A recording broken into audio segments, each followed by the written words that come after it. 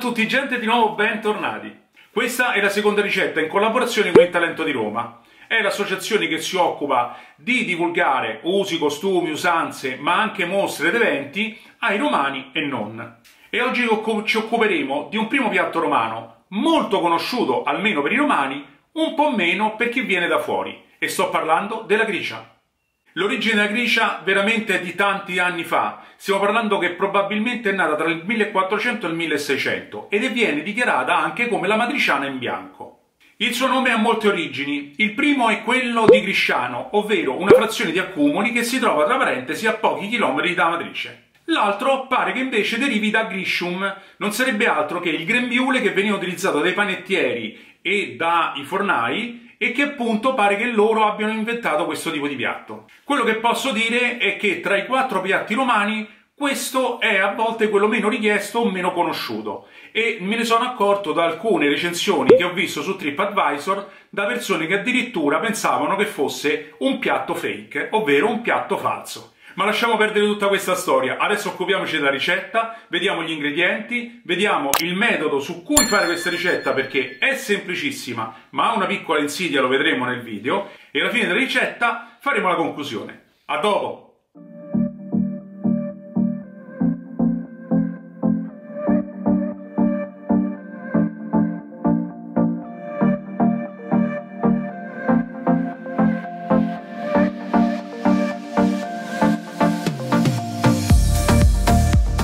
E allora per cominciare a fare questo straordinario, antichissimo piatto romano abbiamo bisogno dell'elemento principale ed è il guanciale. Ed eccolo qua il nostro guanciale, guardate che meraviglia, uno spettacolo. Adesso lo affettiamo. Allora facciamo delle fette piuttosto spesse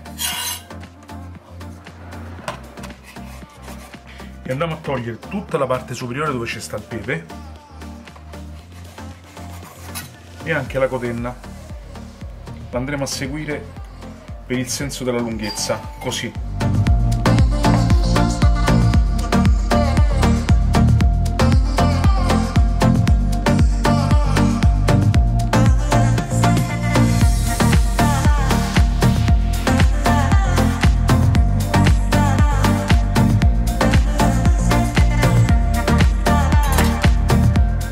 Adesso manca l'ultimo ingrediente, sempre importante.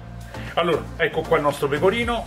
Soltanto una cosa, cercate di prenderlo che abbia una stagionatura medio o comunque quando lo comprate, spesso e volentieri avvolto nella pellicola e quindi rimane troppo morbido e vi si impacca quando lo andate a grattare. Allora io lo lascio qualche giorno con la carta da forno avvolta per 3-4 giorni in modo tale che si asciuga un pochettino.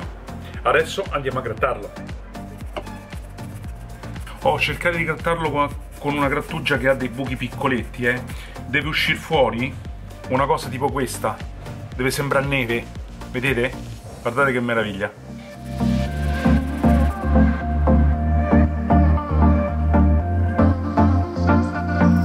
Salate leggermente l'acqua, utilizzate generalmente la metà del sale che utilizzate di solito perché ricordiamoci, qui avremo come sapidità sia il guanciale che il pecorino. E ora cominciamo a preparare la nostra gricia.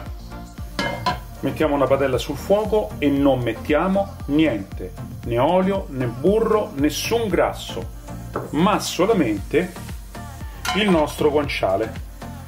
Quello che dobbiamo fare ora è farlo sudare, ovvero far tirare fuori il suo grasso e tostarlo e renderlo leggermente croccante. Se vedete più guanciale di quanto non ho messo prima è perché, come ho detto che facevo la gricia, le mie figlie si trattengono a pranzo invece di scappare con le amiche. Ci siamo quasi, Allora, ci siamo. Andiamo a togliere il nostro guanciale. Vedete, l'ho reso un po' croccante ma non troppo. Ora, questo è il grasso che era rilasciato il guanciale e lo andiamo a declassare con un goccio di vino.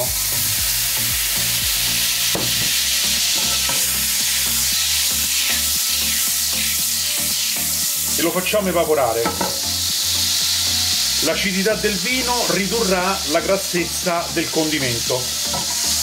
il vino è del tutto evaporato, adesso spengiamo un attimo e ci occupiamo della pasta. Allora l'acqua sta bollendo, io abbasso un pochettino, se no altrimenti metto tutta quanta fuori, e mettiamo la pasta. Io metto uno spaghettone che ci piace tantissimo. Mentre stiamo riscaldando di nuovo il condimento, andiamo ad aggiungere qualche cucchiaio di acqua di cottura della pasta, che ricca di amido ci permetterà poi dopo di fare la crema. Allora, cominciamo a mettere la pasta. Allora, la pasta ha una cottura di 13 minuti, ma io la toglierò 3-4 minuti prima della sua cottura, perché finiremo di cuocerla con il condimento e l'aiuto dell'acqua di cottura appunto della pasta all'interno della padella.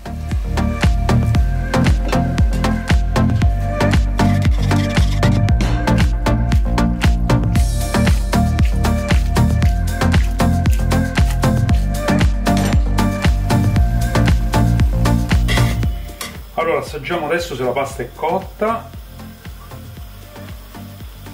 È cotta.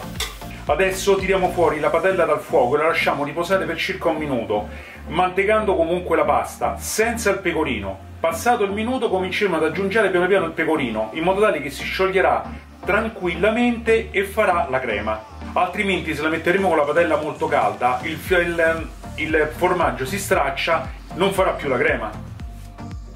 Allora, per abbassargli la temperatura possiamo fare questo movimento, oppure se uno non è capace, non c'è la forza, fa così. Questo aiuterà a far abbassare la temperatura della pasta.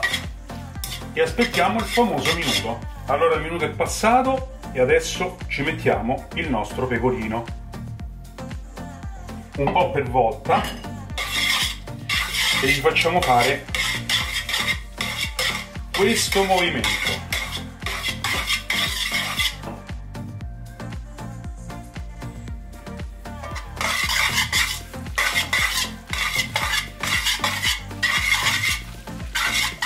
Guardate che meraviglia, guardate, questa è la crema, guardate, è fantastica. Eccola, mamma mia che profumo. Che spettacolo, ragazzi, guardate che meraviglia. Un altro pochettino, perché per pecorino romano sta da sentire.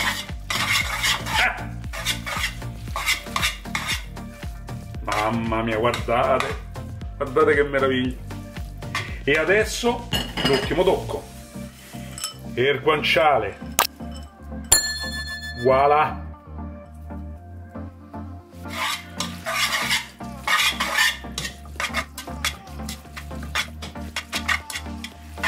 Ma non è una poesia. Lo sapete che vi dico che oggi faccio assaggio dal produttore al consumatore, direttamente dalla padella. Guardate, guardate che fa.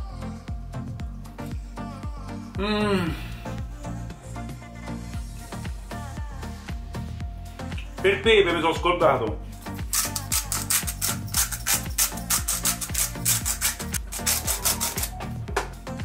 La rifacciamo,